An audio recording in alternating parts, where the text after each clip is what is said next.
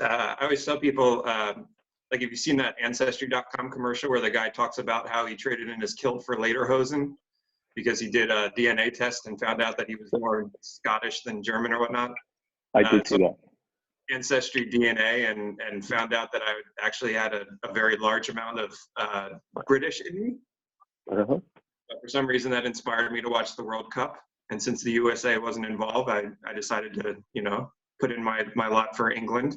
And this was the year after the NFL had introduced a bunch of stupid rules and replays and things like that, which is ironic to VAR. So I thought, well, this is actually interesting. Like, this is a 2-hour concise game. Like, I think I might like soccer. So I called it soccer. So I just started saying, like, which team should I follow? And I had been watching England, so I thought maybe I'd be a Spurs fan. And one of my good buddies, who's an Arsenal fan, said, if you follow Spurs, we can never be friends anymore. So I looked elsewhere, and one of the things that I read online was that if you're a Philadelphia sports fan, you'd probably enjoy watching Liverpool because they'll break your heart the same way a Philadelphia sports team would. So I thought, okay, let me look into Liverpool, and I looked up on YouTube some clips about Liverpool, and there's a video called Best You'll Never Walk Alone, and it's just like a sweeping panorama of the stadium and everyone holding their scarves in the air and saying you'll never walk alone, and that was pretty much all I needed to see. I thought, this is a club that I can support, and so last season I watched by myself, and then the very last game of the year I came to Rooney's. It was Mother's Day, so we were actually at Trolley Tap, and that's when I came down to Delaware for the first time, and thought, oh, this is much better than watching them on the couch by myself. And so then I've been to Rooney's maybe all but 2 weeks of the season this year. So the whole LFC family thing for me has been a big part of it. But the more people I meet and the more people that are interested in it and the history and stuff like that, that's what kept me in, I would say. A stupid internet quiz got me in, but the family has kept me in. Awesome. The end. Well, sure. I like the mug. Yeah. That's a good. So Sean, what is your Liverpool story? Well, I mentioned earlier, it's not really inspiring to start, I guess, but watching the history. My grandfather played a lot of soccer and refereed soccer games. My sister was big into soccer. I played a little bit. I didn't play in high school or anything, so I kind of grew up with a family that was into soccer anyway. But I never watched a lot. But I developed a hatred for Man United in the 90s because they were the only team that was ever on TV. And I just thought there was something about that always annoyed me. But wasn't really a Liverpool fan. I had some friends in college, and I guess like the 2002 World Cup, I kind of probably became a bigger soccer fan than I had been previously, largely because a lot of guys were having keg parties in the middle of the night because the games were at like 2 and 4 in the morning. And so we'd stay up all night drinking and we were watching soccer. So I got to know a lot of the international players and stuff from that. And I enjoyed watching. I got into it more and more. But it was really the 2005 Champions League final. I was watching with 2 of my friends. One of them has passed, and he was, kind of a Liverpool fan, not really hardcore, but he said that he followed him. And then my other friend Pietro, his family's from Italy. He was a very big AC Milan fan, and he was super passionate about it. So me and my other friend Pete were I joined him, and we were basically trolling Pietro by supporting Liverpool during the game, just to kind of annoy him. And then it was like, the game was the game. It was an unbelievable game, the comeback. And so at that point I was hooked. I mean, I loved, a lot of the players on that team, Joey Alonso and Gerrard. I mean, they're just such likable players, and just the team. And then the more I learned about the team, the history, and the fact that they were a Man U rival, I was like, oh, I'm gonna try to follow. So I watched games like sort of sporadically, intermittently the next couple of years, and I just kind of became more and more of a fan as time went on. Like when they got Fernando Torres, I was really excited about that. He was an amazing player to watch, and then he broke your heart when he left. I don't know. For me as a supporter, I'll never forgive him going to Chelsea. It's just, I know he's kind of divides opinions, but so and then the whole Hicks and Gillette thing too actually made me more of a fan, just because I just felt it was so wrong what was happening. And so I was actually in like the Spirit of Shankly thing. I was into that for a while back then, which was like an effort for supporters to buy the club to take them away from Hicks and Gillette.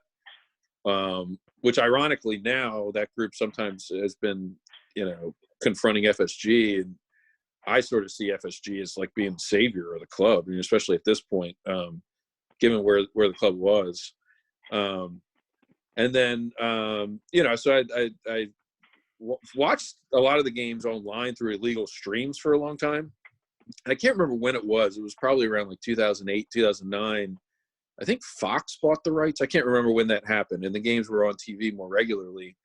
And I started going to local bars. And at the time I lived in Annapolis, so I started going to Fido, like one of the Fido chain bars in Annapolis. And there was a really interesting group of supporters that watched games every Saturday, Sunday morning there. And there were a few Liverpool fans, but it was really a collection of about 20 to 25 fans from all different clubs. So there was a Chelsea supporter, and everybody just called him Chelsea to make fun of him. And there were a few there were a couple of Man U fans, or a few Arsenal fans. So I think it was a really good way for me to get to know a lot of the other clubs and their supporters, and to understand a little bit more about the game, because a lot of them were a lot more knowledgeable than me. There was even a guy that was from Leeds. He was a big Leeds United fan, so I got to know kind of that whole story a little bit better. Then when I moved to Delaware, I was originally from Delaware, but when I moved back 2012, I kind of eventually found Catherine Rooney's, and I have never been like a weekly attendee, but I used to go more often than I've been able to since I've had kids. With the local club, but I got to know Paul and Paul and Josh initially, but I got to know Paul and kind of got connected that way. And one of my good friends in the area is Lee Curtis. You both know Lee, so he was already involved and with his friends and stuff like that. And then eventually Paul sort of put together, everything to become an official supporters club. Which I kind of supported from a distance, I guess. I encouraged, yeah, it's a good idea, you should do it. And now there's like 180 members or whatever. But, so I guess that's kind of my story. It's I guess just over time, I've become more and more of a supporter. And, now it's to the point where like I kind of feel like I'm more passionate about Liverpool than I am almost any other sport other than my alma mater college sports, and even though I can't get to the pub all the time, I watch pretty much all the games either on my phone. Sometimes while putting my daughter to nap, I'll be watching it on mute on the phone. So I always find a way to watch either way. Anyway, so that's my story. Thanks, Sean. Thank you. So hopefully we'll kind of take it that one step further, so it's undisputably your number one sport. Yeah. Well, it's hard because I'm a Maryland grad, and it's always hard for me to put anything above Maryland basketball for me. Yeah. Wow. How about you, Paul? So, How did you so my story is a bit different, because obviously I'm from Liverpool, and I don't ever remember anything other than being a Liverpool fan. I remember as a kid at school, you're either a red or a blue, and kids who didn't choose were kind of somehow on the outside. It there's really you pick one or the other, even if you really weren't that into it, which I was. It's like gangs. Yeah, well, yeah. Well, I mean, there was no Yeah, I know. animosity. I'm just kidding. There were clearly bragging rights, about how the games were back then. Everton were, had at least as good a team as Liverpool back in the late '60s, early '70s.